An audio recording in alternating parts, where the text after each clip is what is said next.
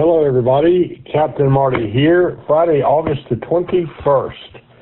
And we got a lot of things to talk about in the fishing news, and we have a special bonus grander alert, not for our area. A grander is a 1,000-pound plus blue marlin, but I think it'll be interesting to all of our local listeners.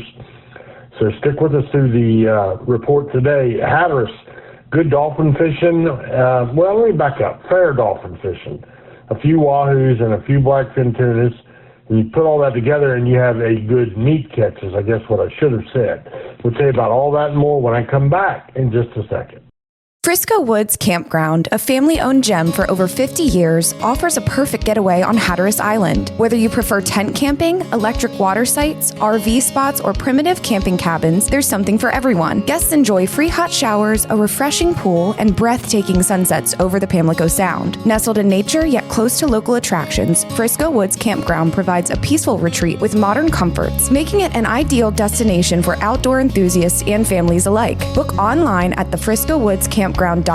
Frisco Woods Campground, 50 years of memory making on Hatteras Island. At the south end of Roanoke Island, in a quiet little village, lies a marina known for having one of the finest fishing fleets on the Outer Banks. Whether it be an offshore excursion, a nearshore charter, or headboat fishing, Wanchese Marina is where to go. Wanchese Marina is a full-service marina, complete with a fueling dock, bait, tackle, ice, and the landing grill restaurant. All of this is just a few minutes from some of the finest fishing spots around. Book online at wanchesemarina.com. Wanchese Marina, 4457 Mill Landing Road, Wanchese. So we kicked off the report with a little bit of meat fishing in Hatteras, and they also have been having some good bill fishing, mostly sailfish, just like the Oregon fleet, although, as I mentioned yesterday, Steve Culture, captain of the Sea Creature, they call it five blue marlin in a day. There's not many boats that can say they've ever done that. That was several days ago, so good for them. They, in close to the beach, are catching bluefish, Spanish mackerel, and king mackerel. These are half-day trips, closer to shore, shorter duration, really a good way to introduce people to ocean fishing. Up at Organilla, it's been a great sailfish fight. We've had days the boats had up to 15 sailfish. We've had grand slams, blues, whites, and sails. We've had a couple of nice blue marlin caught. Yesterday, the sailfish was not as good, but it's still good. And then they rounded out the catches. They went looking for some meat, and that's been a little bit challenging of late. But there were a few yellowfin tuna, like 1 to 3 to the boat, a few blackfin tuna in similar numbers, a few mahi, like 8 to 30, not the big limits we were seeing. And then you can always tell they're working hard when they go in, and on the way in, they stop and bottom fish for tilefish, which is a great bonus. Didn't have that available when I was fishing, but they're easy to catch and great eating. They're those cold water bottom fish. They don't eat anything but shrimp and crabs. They're delicious. And the fleet for Oregonilla that's near the shore, their half-day boats, also Spanish mackerel, bluefish, and occasionally a king mackerel or a cobia in those catches as well. Now, while we're on the subject of Spanish mackerel, let's talk a little bit about how good the Spanish mackerel fishing is up and down the beaches, from Ocracoke to the Virginia line and on the piers. Plenty of Spanish mackerel. The epicenter seems to be from the motels, what they call fishing behind the motels, right there on the north end of the village of Buxton, and then just a mile or so south till you get to Cape Point, and the fish have been there thick. And a lot of Spanish mackerel, a lot of limits being caught, and some of them are nice-sized Spanish mackerel, like 3 and 4 pounds.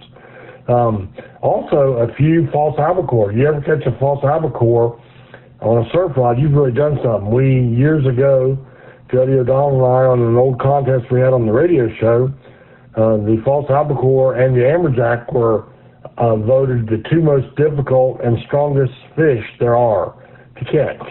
So that's a good catch off the surf.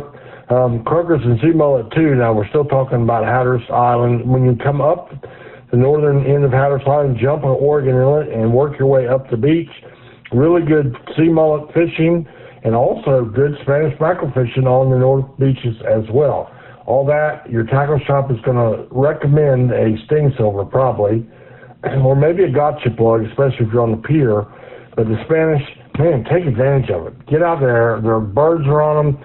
I've never seen so many Spanish mackerel. As far as piers goes, almost identical report, a mixture of things being caught. Jeanette's Pier, water's really warm, 81 degrees for most of the day. Mixed bluefish, Spanish mackerel, flounder, spots, and croakers. That's a plenty good catch for your kids to go out there. You don't have to worry about being too complicated or too difficult. The pier house there will set you up just the way you want to be set up.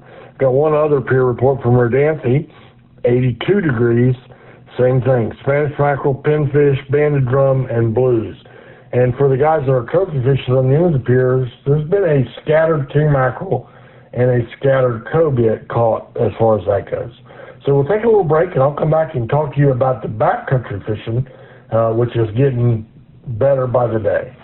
Make your next Outer Banks getaway a stay at Seahorse Inn and Cottages in Nags Head. Conveniently located across from Jeanette's Pier, it's a favorite home base for surfers, anglers, and beach lovers alike. Choose from recently updated guest rooms or spacious cottages, perfect for couples, families, and extended stays. Bringing your four-legged friend? Seahorse Inn is pet-friendly, so the whole family can join the adventure. Whether you're chasing the perfect wave, reeling in the catch of the day, or simply soaking up the beach vibes, Seahorse Inn offers comfort, convenience, and classic OBX charm. Visit us online at visitobx.com.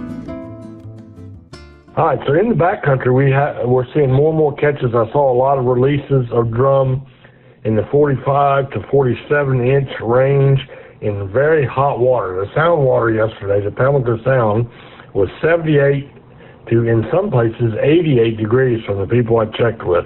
That's incredible. But the drum bite it can be a little hit and miss. Congratulations to Lily Binkley. She released a 47-incher with her dad yesterday.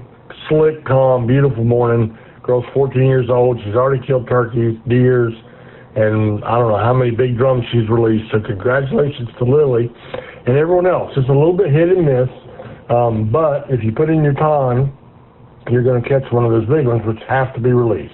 It's a catch and release fishery, and that's it. And I promised you at the end of the report today, a bonus grander alert. This one really blows my mind. So Cape Cod, not an area up until this year known too much for bill fishing. However, as we've touched on in previous reports, the white marlin bite up there has been really good, 60 to 120 miles offshore. And I mean, it's not uncommon for them to catch 20 or 30 whites a day. And you might know, if you're from the Outer Banks, our white marlin bite has been replaced by a sailfish bite.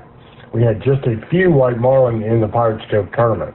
So that we knew. We knew about the white marlin bite. Paul Spencer and others had gone up there and sampled it. Pretty neat. But yesterday, a boat called the Castafari.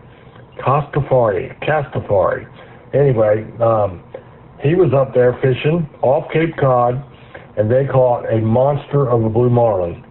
And our biggest one that I remember was at Pirates Cove in 2008 when the Mimi brought in one that weighed 1,228.5 pounds. We've covered that one. And we have more granders caught out of Oregon Inlet than anywhere else in the Atlantic Ocean. But yesterday, the Castafari off of Cape Cod caught a 1,260-pound blue marlin, beating our record by almost 40 pounds. So, wow, just incredible and a really good catch. Congratulations to those guys. That thing was so big they could not get it all the way through the tuna door. Who would have thunk it? He must have had his belly full of white marlin, I guess, is what they're feeding on. But anyway, hey, look, to the victor goes the spoils. That was not in the tournament either. That was just out fun fishing. So that's about it for my fishing report for today. I hope you have a great day and you're enjoying this weather, and I hope the good Lord blesses you richly.